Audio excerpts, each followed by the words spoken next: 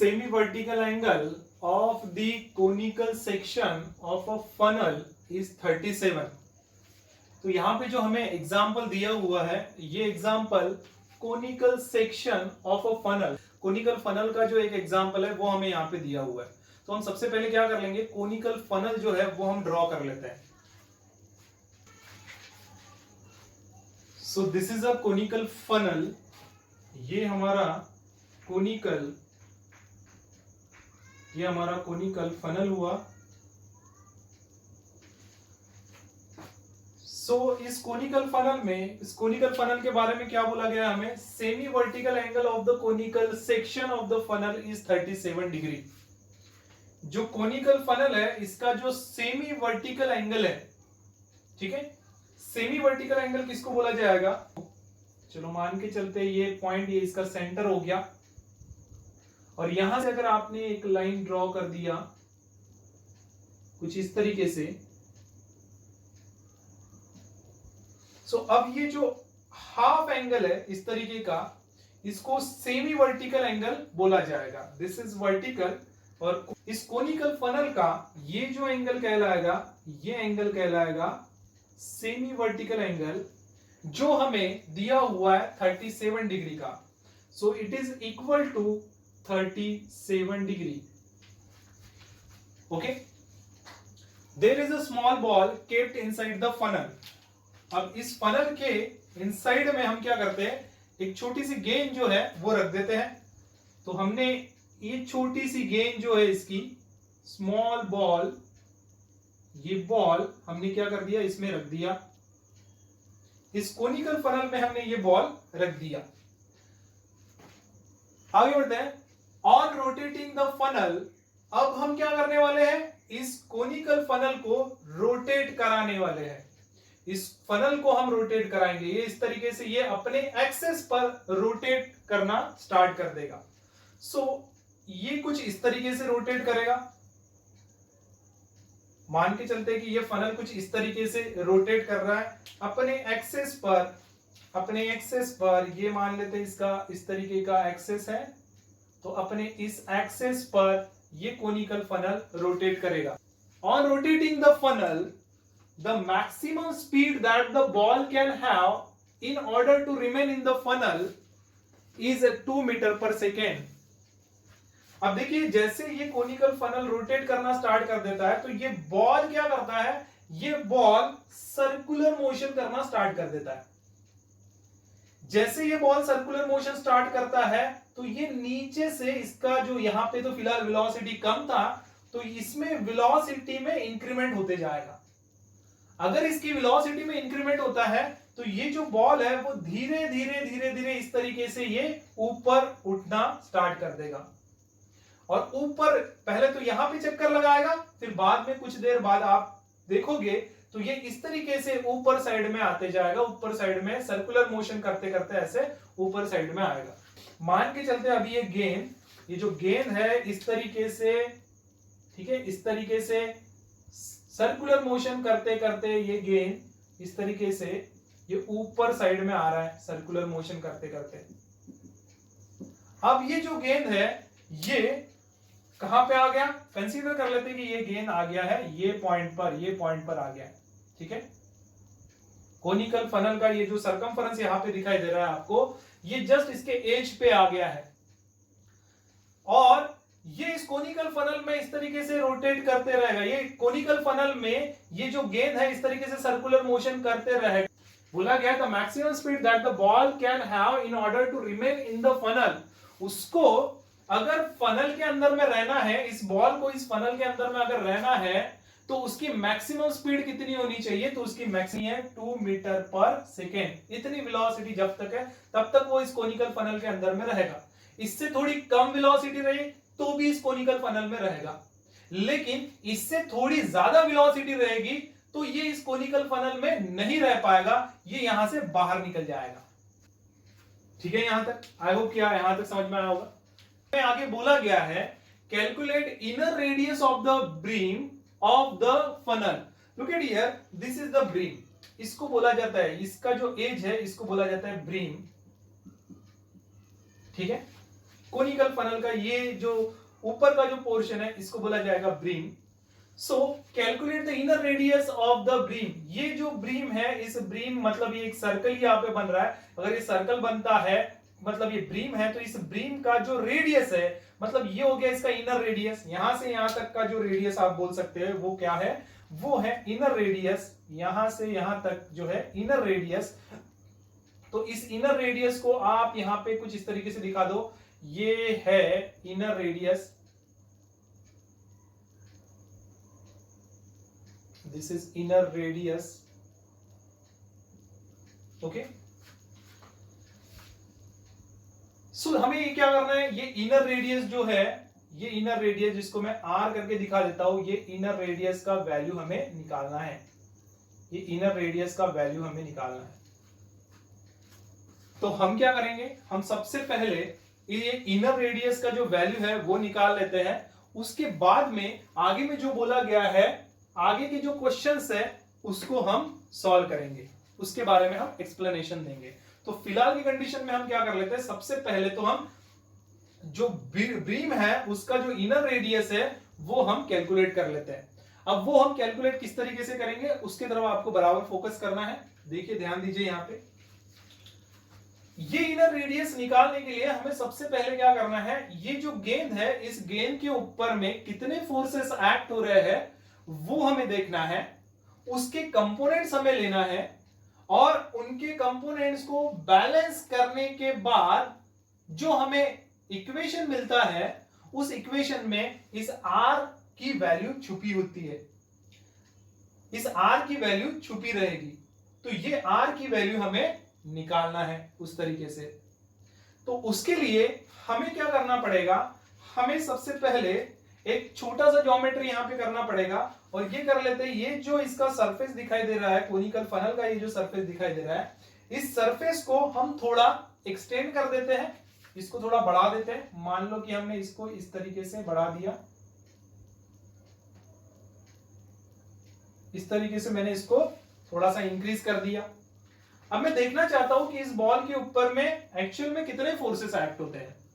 तो देखिए, क्योंकि ये जो गेंद है, ये गेंद इस तरीके से इस कोनिकल फनल में, इसके आउटर एज में, क्योंकि इसके वेलोसिटी मैक्सिमम है, तो ये यहां तक ही जाएगा, यहां तक इसके बिल्कुल एज से घूमता रहेगा ये।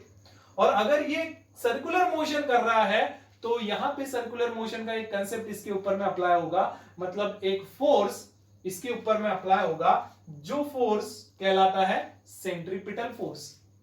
और वो सेंट्रीपिटल फोर्स कहां पे एक्ट होगा, the centripetal force is acting inside. यहां पे जो सेंट्रीपिटल फोर्स है, ये सेंट्रीपिटल फोर्स कहां पे एक्ट होता है, तो इनसाइड एक्ट होता है। और वो जो सेंट्रीपिटल फोर्स है, उस सेंट्रीपिटल फोर्स को मैं एफ सी करके इंडिकेट कर देता हूं, और जो इसका वैल्यू कितना होता है, तो ये होता है M V square by R, M V square by R. ये हो गया इसका सेंट्रीपिटल फोर्स। नाउ बराबर आप यहां पे ध्यान दीजिएगा कि ये जो वेलोसिटी है, ये यहां का वेलोसिटी है फिलहाल की कंडीशन में। तो ये जो वेलोसिटी है, कौन सा वेलोसिटी है, मैक्सिमम वेलोसिटी है। तो मैं यहां पे v मैक्सिमम करके लिख देता हूं, v मैक्सिमम। और अगर ये v मैक्सिमम है, यहां पे वेलोसिटी इसका ज्यादा है, तो ये देखिए यहां से यहां तक का ये जो रेडियस है, ये भी तो सबसे ज्यादा है। पहले ये जो गेंद थी यहां पे थी, तो इसका रेडियस क्या था, कम था। जैसे जैसे ये गेंद ऊपर ऊपर आई, तो इसका रेडियस भी क्या होगा, बढ़ गया। और v मैक्सिमम पर इसका रेडियस भी कितना हो रहा है, मैक्सिमम हो रहा है। तो आप यहां पे r मैक्सिमम लिख सकते हैं, r मैक्सिमम हमने लिख दिया। सो ये जो आपका इनर रेडियस है, जो आपको कैलकुलेट करने के लिए बोला है इनर रेडियस, इसका मतलब आपको क्या कैलकुलेट करना है, आपको r मैक्सिमम ही कैलकुलेट करना है। r मैक्सिमम का वैल्यू क्या रहेगा, ये आपको कैलकुलेट करना है। तो हम r मैक्सिमम का वैल्यू निकालने वाले हैं। तो ये जो फोर्स इसके ऊपर में क्योंकि घूम रहा है, तो इसके ऊपर में सेंट्रीपिटल फोर्स एक्ट हुआ mv स्क्वायर बाय r। दूसरा कौन सा फोर्स इसके ऊपर में एक्ट हो सकता है, तो ऑब्वियसली उस ऑब्जेक्ट का कुछ ना कुछ वेट रहेगा, वो वेट इसके ऊपर में एक्ट होगा। और वो जो वेट है उसको हम दिखा देते हैं कुछ इस डायरेक्शन में, इन द डाउनवर्ड डायरेक्शन, इस वेट को दिखा देते हैं। ठीक है, ये जो वेट है वो है mg, ऑब्जेक्ट का जो वेट है वो है mg, ऑब्जेक्ट का कुछ मास रहेगा, उसके ऊपर में ग्रेविटी एक्ट होगा, तो वेट जो रहेगा in the downward direction mg। तो सेंट्रीपिटल फोर्स ये एक फोर्स एक्ट हो रहा है, दूसरा फोर्स है उसका वेट जो in the downward direction act हो रहा है, और एक तीसरा फोर्स इसके ऊपर में एक्ट होता है, वो है ये सरफेस अगर है तो सरफेस क्या करता है, उसके ऊपर में एक नॉर्मल फोर्स एक्ट कराता है। सरफेस क्या कराता है, उसके ऊपर में एक नॉर्मल फोर्स एक्ट कराता है, तो ये नॉर्मल फोर्स भी इसके ऊपर में एक्ट करेगा। तो यहां से हम क्या कर देते हैं, ये नॉर्मल फोर्स जो है इसके ऊपर में हम दिखा देते हैं। Look at this, this is the normal force. ये नॉर्मल फोर्स, इसको हम इंडिकेट कर देते हैं एन से। ये नॉर्मल फोर्स इसके ऊपर में एक्ट हुआ, ये हो गया सरफेस, सरफेस इसके ऊपर में एक नॉर्मल फोर्स एक्ट कर रहा है।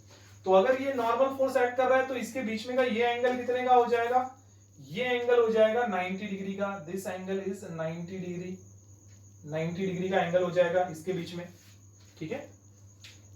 अब हम क्या करते हैं, ये जो नॉर्मल है, इस नॉर्मल के हम दो कंपोनेंट्स लेंगे, एक लेंगे हम हॉरिजॉन्टल कंपोनेंट और दूसरा लेंगे हम वर्टिकल कंपोनेंट।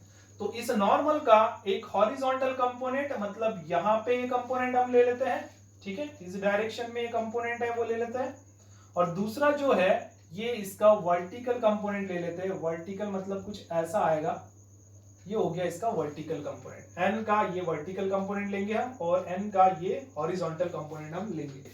ये देखो, ये सेमी वर्टिकल एंगल आपको थीटा दिया हुआ है, तो इस तरीके से ये एंगल, ये यहां से यहां तक का एंगल थीटा है, तो ये यहां से यहां तक का एंगल कितना होगा, तो ये यहां से यहां तक का एंगल जो हो जाएगा, ये एंगल भी थीटा ही हो जाएगा, ये एंगल भी थीटा। क्यों ये एंगल थीटा होगा, क्योंकि करस्पॉन्डिंग एंगल क्या होते हैं, सेम होते हैं, ठीक है। ये दो पैरेलल लाइंस, यहां से ये कट कर रही है ये लाइन, तो यहां से ये वाला एंगल और ये वाला एंगल ये करस्पॉन्डिंग एंगल कहलाते हैं, और इस वजह से ये करस्पॉन्डिंग एंगल क्या रहेंगे, सेम रहेंगे।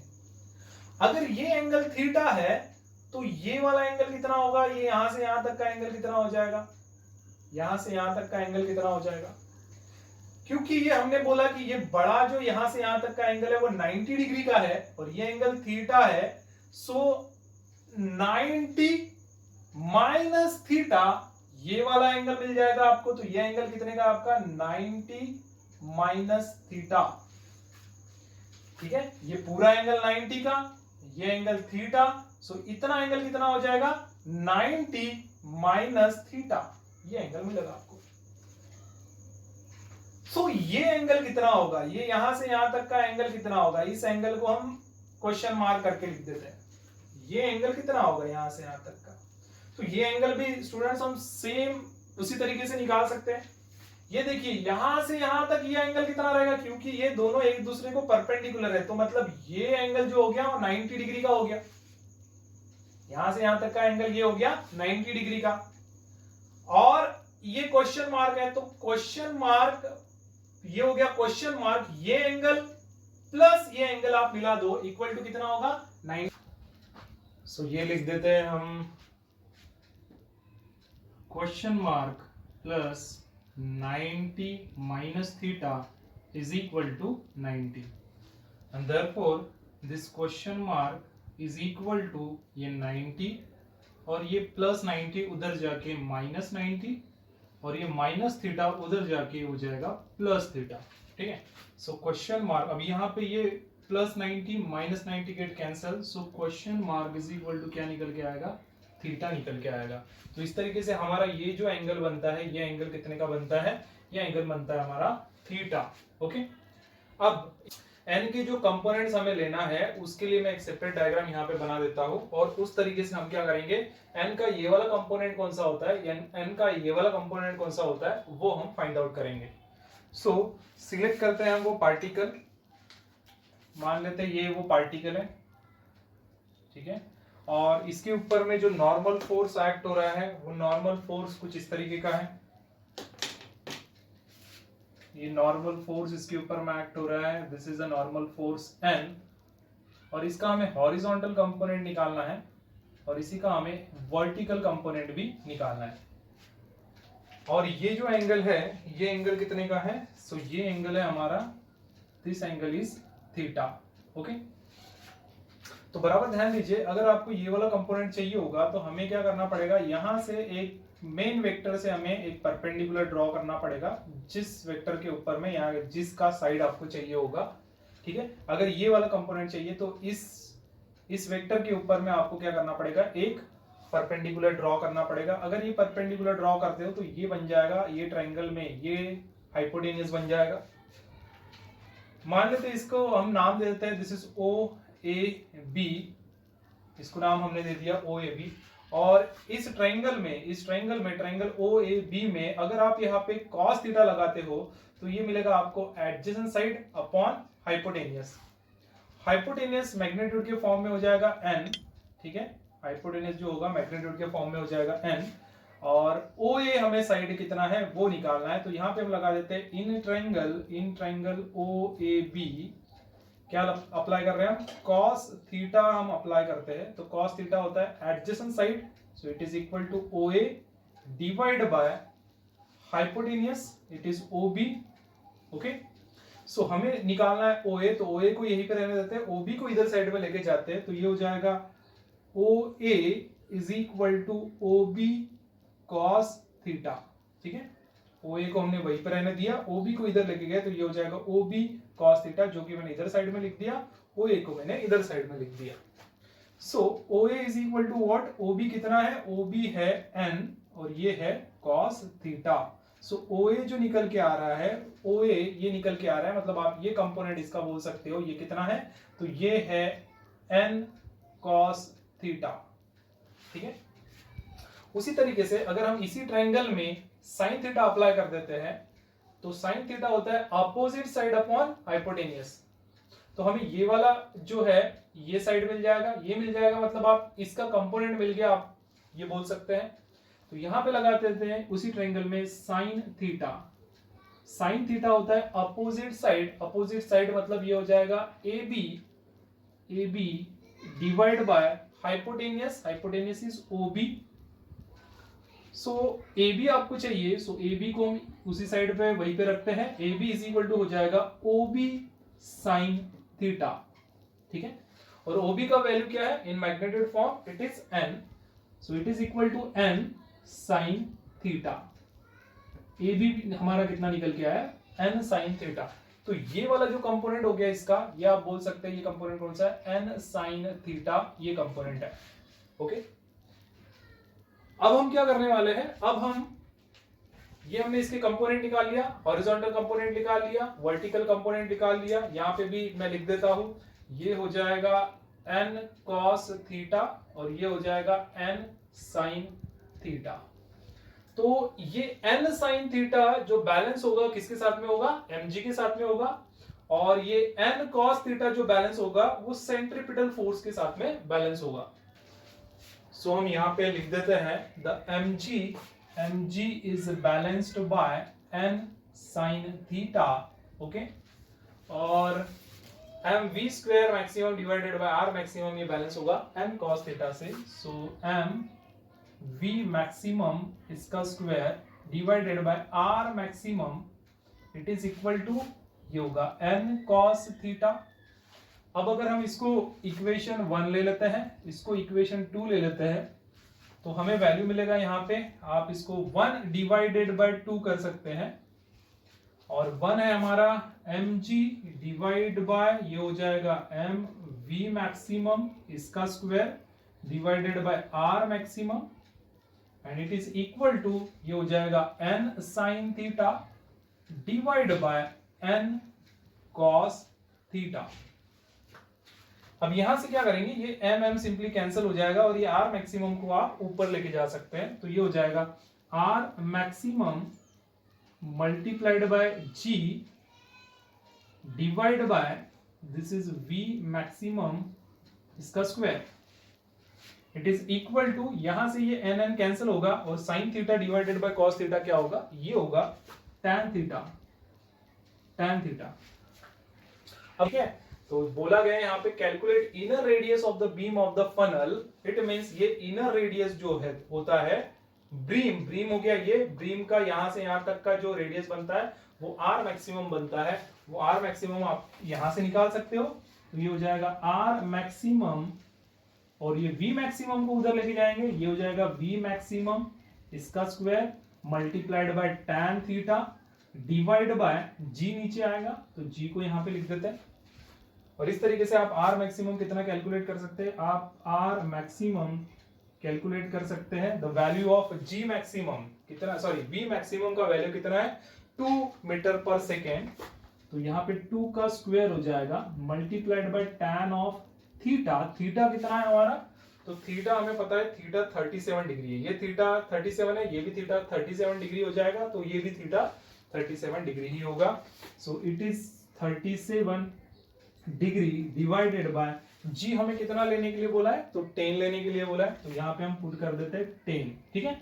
सो ये हो जाएगा, दिस इज 2 का पावर, ये हो जाएगा 4, और ये हो जाएगा tan 37 अगर आप देखते हो ये tan थीटा का जो वैल्यू निकाला गया है, tan 37 का जो वैल्यू निकाला गया है किताब में अगर देखोगे तो वो डिफरेंट तरीके से निकाला गया, मतलब फॉर्मूलेस वगैरह वहां पे कुछ ज्यादा यूज करके वो निकाला गया। उतना सब कुछ करने की बिल्कुल भी जरूरत नहीं है, आप ये tan 37 बिल्कुल लॉग टेबल का यूज करके निकाल सकते हैं। तो हम tan 37 लॉग टेबल का यूज करके हम निकाल रहे हैं। देखते हैं टेंजेंट में लेफ्ट हैंड साइड में अगर आप देखोगे तो ढूंढना इधर साइड में 37 का जीरो में, तो 37 का जीरो में मिल रहा है 0.7536, 0.7536, 0.7536 ये वैल्यू हमें मिल रहा है। नीचे में आएगा 10, नीचे में आ जाएगा 10।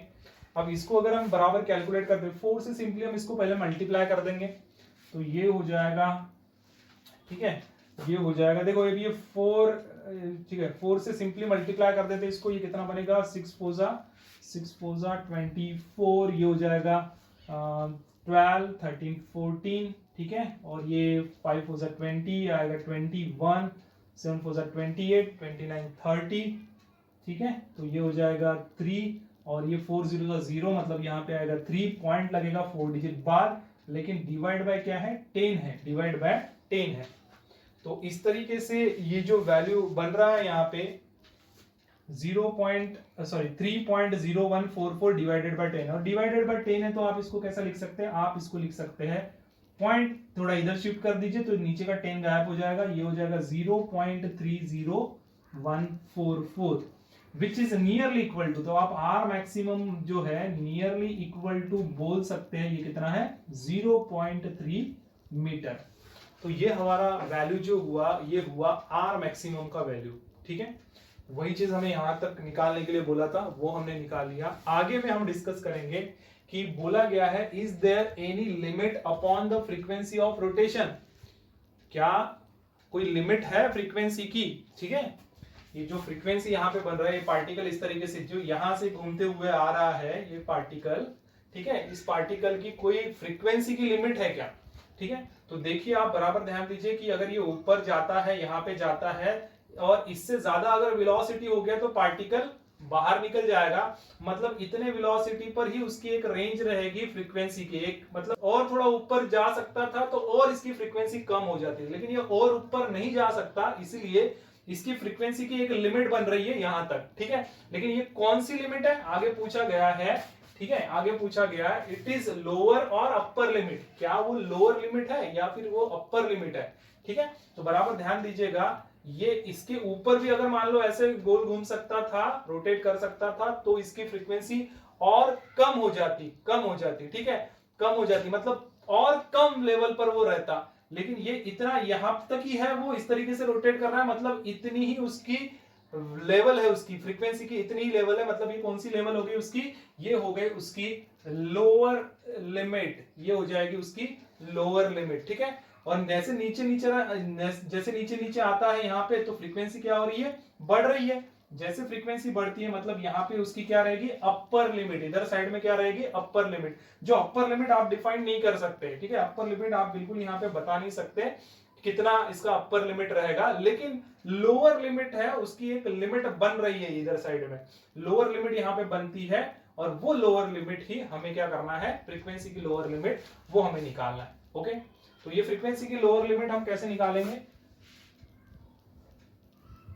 फ्रीक्वेंसी की लोअर लिमिट आप बिल्कुल ऐसे निकाल सकते हैं, because we know that v is equal to r omega, ये फॉर्मूला हमें पता है। और यहां से ये v is equal to r omega की जगह पर आप ट्वाइस पाया फ्रीक्वेंसी पुट कर सकते हैं। ओके, और आप ये बोल सकते हैं कि यहाँ पे वेलोसिटी का जो वैल्यू हम लेंगे, ये वाला वैल्यू लेंगे वेलोसिटी का, जो कितना रहेगा, v मैक्सिमम रहेगा।